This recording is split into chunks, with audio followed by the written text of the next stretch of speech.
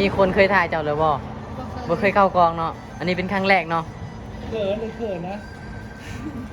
ไม่ต้องเขินเด้องานมาเด้อตอนนี้เราเปิดร้านใหม่ตีนี่เนาะร้านเก่าอยู่พุ่นเนาะรู้ได้ยังไงเนี่ยแอบมากับ หา โหคอยใกล้ๆนี่เนาะคอยเคยเห็นแล้วแต่คอยบ่ได้ถ่ายเด้อ๋ออายเหรอแม่นเจ้าอายเขาหรือเขาอายเจ้าฮะคอยบ่เคยถ่ายแล้วเล่านะบ่ค่อยเข้ากองหรือว่ายังประมาณนี้แหละอาที่พี่มาเขาเอาเนี่ยไอ้เนี่ยปิดหน้าพี่ว่ากันพี่ไม่ซื้อเครื่องมัน อ๋อบ่ถ้าปิดหน้าไว้บ่ซื้อเครื่องซอยเนาะทั้งวันหน้าพี่มาเป็นจังใดไอ้อากาศแบบนี้มักอยู่บ่พาเพิ่นมาเล่นเนาะอันแน่ออนทัวร์ทุกคนนี่เนาะได้ลงไปแจกอยู่ลุ่มพุ่นละแจกคนนี้มาแล้วอมคนละนิดละหน่อยได้ได้เอามาให้ก็ได้ค่อยคิดว่าอ้ายมาเลยในบ้านนี่ยังบ่ยังอ๋อคิดว่าเบาตุกพาอ้ายมาเล่นในบ้านนี่ยังเนาะ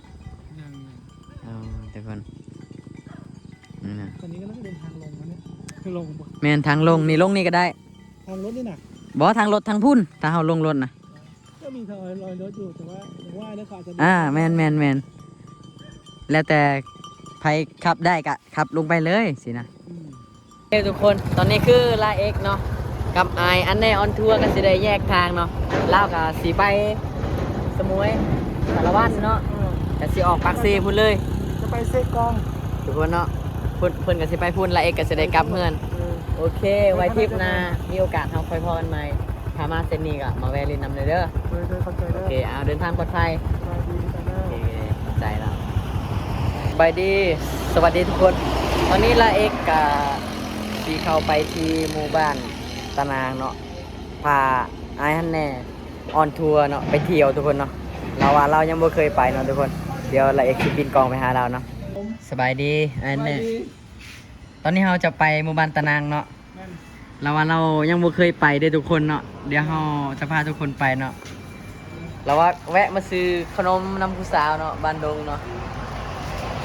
ผู้สาวว่าเขาเอาผัวแล้วโมหูเด้ผู้สาวบ่แพ้วะผู้สาวเจ้าซื้ออะไรนะผู้สาวซื้อยังนางน้อยเรียนอยู่บ่เรียนอยู่เรียนที่ไหนอ่ะเรียนอยู่คุณอ๋อแล้ววันนี้วันหยุดบ่มันช่วยไข่เครียด8อายุเท่าไหร่อ่ะเขาหรอตาก่อนตบตาคนจริงใจก่อน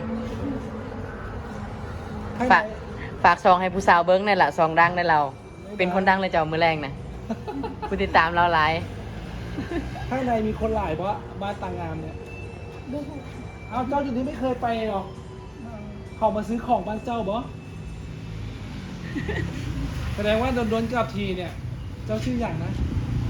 เจ้าชื่ออย่างนางน้อยใจเลิกกันมาบ่อยๆเลยเอาหยอกสาวหน่อยที่เขาเขินเดี๋ยวซื้อขนมไปฝากน้องๆก่อนอันนี้เท่าไหร่เนี่ย50,000ค่อยเอา50มันไม่มีเป็นถุงไงอะไรเนี่ยค่อยมองเห็นถุงเท่าไหร่เอาไปถุงเท่าไหร่ตอนนี้ไอ้แน่กำลังซื้อเครื่องเนาะสิไปหมู่บ้านตะนางเราน่าจะซื้อขนมอยากแจกเด็กน้อยประมาณนี้แหละทุกคนกะโคตรฮอนเลยทุกคนเนาะฮอนคักเนาะมื้อนี้โอ้ทุกคนเบิ่งเนาะฮอนดิขนาดเดือน6เลยเล่นนี่พี่น้องแต่ว่าอากาศเนี่ยฮอนเลยเนาะปกติเดือน6มันกันหน้าฝนเนาะฝนตกแล้วแต่ว่ามันยังบ่ตกเลยเนาะทุกคนแม่นบ่เจ้ายังมีใครเคยไปถ่ายรูปหรือถ่ายวิดีโอเจ้ายังมีคนเคยถ่ายเจ้าเลยบ่เคยเข้ากองเนาะอันนี้เป็นครั้งแรกเนาะเขินนะไม่ต้องเขินเด้องานมาเด้อตอนนี้เราเปิดร้านใหม่ตีนี่เนาะร้านเก่าอยู่พุ่นเนาะรู้ได้ยังไงเนี่ยแอบมาหาโหคอยใกล้ๆนี่เนาะคอยเคยเห็นแล้วแต่คอยบ่ได้ถ่ายเด้อายเหรอแม่นเจ้าอายเขาหรือเขาอายเจ้าฮะคอยบ่เคยถ่ายแล้วเล่านะบ่ค่อยเข้ากองหรือว่ายังประมาณนี้แหละที่พี่มาเขาเอาเนี่ยไอ้เนี่ยปิดหน้าพี่ว่ากันพี่ไม่ซื้อเครื่องมันอ๋อบ่ถ้าปิดหน้าไว้บ่ซื้อเครื่องซอยเนาะทั้งวันหน้าพี่มา เจ้าต้องเปิดหน้าเด้องั้นเขาได้แวะเด้อน้องน้อยคู่นี้ด้วยเด้อคู่นี้เขาก็ถ่ายเจ้าได้อยู่นะเอาคนงามคนงามคุณงามบ้านตางาม ฮะ อันนี้บ้านอะไรครับ บ้านดงสวนบ้านดงบ้านดง อ้าวไม่ใช่บ้านตางามเหรอ บ้านตะนางอยู่พุ่นอยู่ไหนพุ่น เอาคนละบ้านกัน แม่น โอ้ยไก่บอส บ้านตะนางเราเว้านะ ไก่บอส กับ15ลัก เอาจะเข้าไป15 หลัก แม่ อ๋อโทษเดี๋ยวเขามาแวะใหม่เด้อถ้าเกิดจะบอกคำเด้อ สิฮอดบ่บ้านตะนางวันนี้ ฮอตนี่แหละเห็นคนงานแล้วไม่อยากไปไหนแล้วอยู่ได้บอสอยู่โดนๆได้บอส อยู่โดนต้องซื้อเครื่องซอยบ่เหรอวะ ซื้อแล้วซื้ออีกนี่นะ โดย โอเคแล้วขอบใจเด้อคนงามเด้อเอาไว้ ไปขอบใจ จะไม่ได้ไปกันได้ ทุกคนตอนนี้ละเอกกาได้พา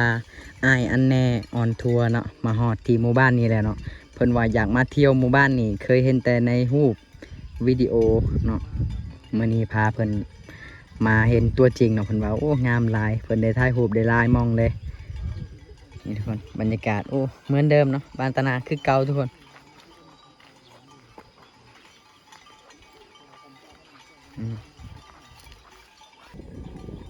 เป็นจังใดไอ้อากาศแบบนี้มักอยู่บ่ พาเพิ่นมาเล่นเนาะอันแน่ออนทัวร์ทุกคนนี่เนาะ เจอขนมเจอเด็ก ได้ลงไปแจงอยู่ลุ่มพุ่นละ ๆแจกคนนี้มาแล้วอมคนละนิดละหน่อย ได้เอามาให้ก็ได้ ได้เจ้าค่อยลงไปเนาะ ค่อยคิดว่าอ้ายมาเลยในบ้านนี่ยังบ่ ย่าง อ๋อ มาก็ คิดว่าเบาตุกพาอ้ายมาเล่นในบ้านนี่ยังเนาะ ย่าง อ๋อทุกคนนี่นะ ตอนนี้ก็ต้องเดินทางลงแล้วเนี่ยคือลงบ่ แม่นทางลงนี่ลงนี่ก็ได้ ทางรถนี่หนัก บ่ทางรถทางพุ่นถ้าเฮาลงรถนะ ก็มีทางลอยรถอยู่แต่ว่าว่าแล้วขาจะ แม่นแล้วแต่ไผขับได้ก็ขับลงไปเลยสินะ นี่ทุกคนเนี่ยนักทราเวล นักทราเวลของแท้เนาะ ไปได้ทุกมองของประเทศลาวเนาะโอ้ทุกคนลาเอกเป็นคนลาวบ่จักทางไปประเทศลาวแต่เพิ่นน่ะอยู่ฝั่งไทยเนาะฮู้จักเบิดมองที่เช็คอินประเทศลาวนะ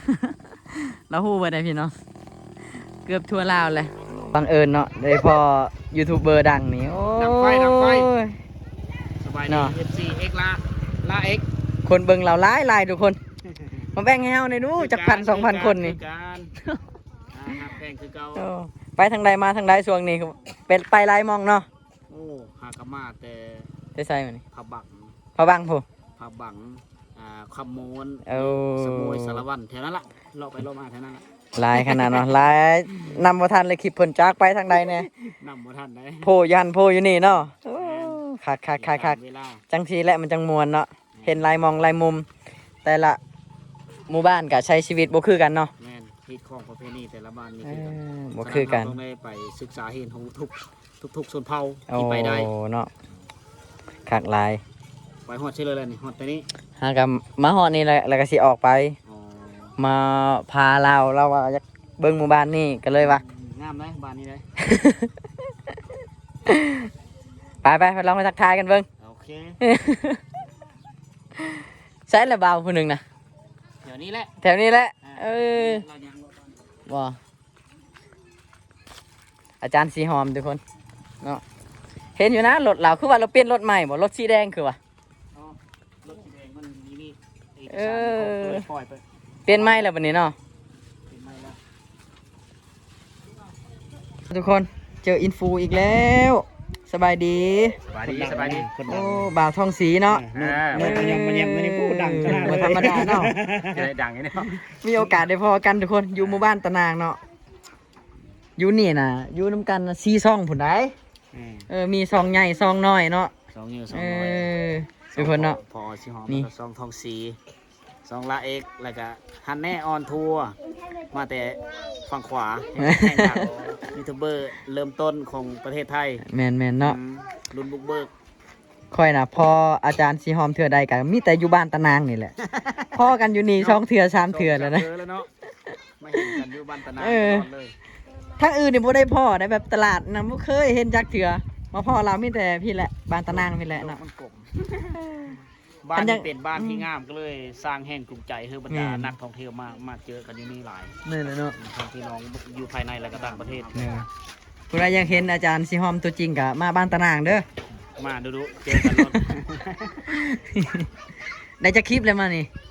ย่างนะหาก็เริ่มต้นถ่ายคลิป หาก็เริ่มต้นถ่ายคลิป แม่น โอ้ตั้งแต่เข้ามานี่ยังไม่ได้ถ่ายเลยบ่ บ่คือว่าสิล่อพูดแล้วบรรยากาศเนี่ยมันแรงพูดแล้ว บ่ เข้ามาแต่หายแต่หน้าพูดแล้ว อ๋อบ ร เนาะ รยากาศยังเงียบอยู่ FC เจ้าลายขนาดเนาะแถวบ้านคอยกระทำว่าแม่นไผละเอ็กใส่หมวกอันนะเว้าบรูก็เป็นว่าไผเอ็กว่ะ เออ เขาว่าใช้เอาหูมาเบิ่งดูโอ้คอยว่าคอยมีหูจักลาวได้ปะจักบรูอยู่ไสแล้วปะ เวียดนามเนอะ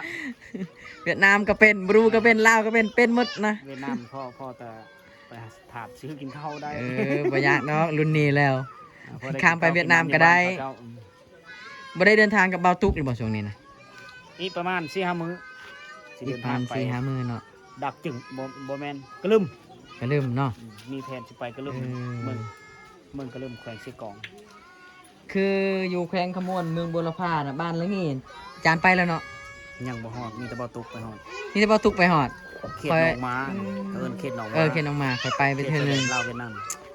ปู้ไปแถวนั้นน่ะค่อยจอดรถไปจังซี่แหละก็เอาไปเลยน้ำมันตุก5 ลิตรนะ อ๋อ โพดตัวว่ะ เขาเป้งเอาแน่กระบิวบ่ เป้งเอาและกาเขา เอานำตักน้ำห้วยใส่อีกในรถนะ อ๋อ เกือบตายโอ้ เขาสลัด โอ้ สลัดของเฮา ก็ธรรมดาแหละแถวนั้นเพราะว่ามันใกล้จากตลาดแน่หมู่บมองขายน้ำมันมันก็ใกล้จริงๆนะ อืม คิดว่าเขาน่าจะใส่เอาไปใส่ไปให้ไปชวนสิแหละจอดรถไปสิแหละออกไปท้ายเฮือนเขาเจ้าหนึ่งกลับมา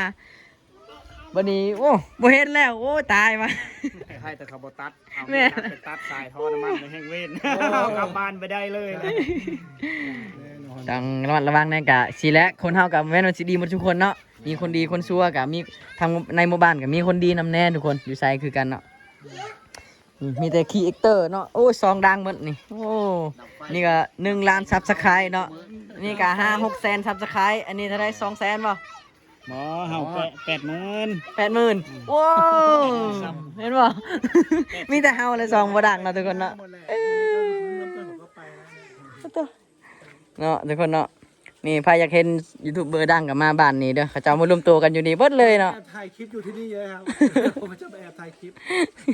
ไปดูหน่อยเขาไปพักได้พี่อ่ะมีคนไทยจะไปพักลำบาก อ่า ก็น่าจะพักง่ายอยู่เนาะ แม่นเราพักง่ายอยู่คนลาวแต่คนไทยก็ต้องไปพักอันโรงแรมหรือว่าเพื่อนพักอันแหละ ครับ เฮ้ยทุกคนตอนนี้คือลาเอ็กเนาะกับไออันแน่ออนทัวร์ก็สิได้แยกทางเนาะลาวก็สิไปสมุยสารวัตรเนาะก็สิออกปากซีพุ่นเลย จะไปเซกอง ทุกคนเนาะเพิ่นก็สิไปพุ่นลาเอ็กก็สิได้กลับเฮือนโอเค ไว้ทริปหน้ามีโอกาสเฮาค่อยพอกันใหม่